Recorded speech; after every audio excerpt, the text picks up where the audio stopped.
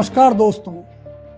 गायत्री देवी की ऐतिहासिक जीत की चर्चा हर जगह रहती है। 1962 में गायत्री देवी की शानदार जीत की चर्चा हर जगह हुई। गिनीज बुक वर्ल्ड रिकॉर्ड में भी उनका नाम शामिल हुआ। लेकिन यह कोई नहीं जानता कि गायत्री देवी एक चुनाव हारी है। जी हाँ, गायत्री देवी एक चुनाव हारी है। वो चुनाव था 1967 का। इस चुनाव की पृष्ठभूमि में मैं आपको थोड़ा ले चलता हूँ। 1962 में मालपुरा विधानसभा से महाराजा मान सिंह के पुत्र जय सिंह ने कांग्रेस के दिग्गज नेता दामोदर लाल व्यास को चुनाव हराया था। 1962 में कांग्रेस के दिग्गज नेता को जय सिंह ने चुनाव हराया था, जो रामबाग पैलेस के डायरेक्टर हैं अभी भी।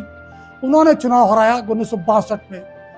1967 के अंदर जब चुनाव हो रहे थे तो गायत्री देवी ने लोकसभा के चुनाव के साथ साथ मालपुरा विधानसभा सीट से भी चुनाव लड़ा, क्योंकि ये उम्मीद जताई जा रही थी कि कहीं स्वतंत्र पार्टी की सरकार बन सकती है। तो ऐसे में गायत्री देवी को मालपुरा विधानसभा क्षेत्र से भी चुनाव लड़ाया गया।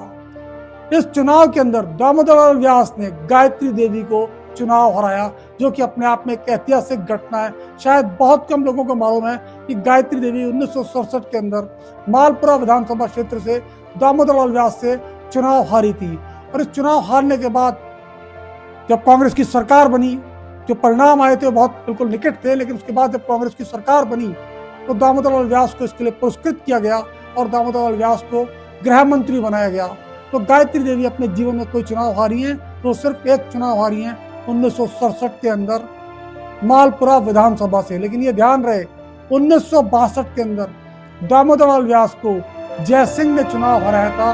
तो हम यूं भी कह सकते हैं कि शायद गायत्री देवी को एंटी इनकम्बेंसी का सामना करना पड़ा हो, इस कारण वे चुनाव हार गई हों। लेकिन ये हकीकत है, 1967 में गायत्री देवी चुनाव हारी थी। लेकिन यह भी हकीकत है कि 1960 के दशक में गायत्री देवी एक सितारे की तरह भारतीय राजनीति में छाई हुई थी, ठीक उसी तरह जिस तरह आज दिया कुमारी राजस्थान की राजनीति में छाई हुई है।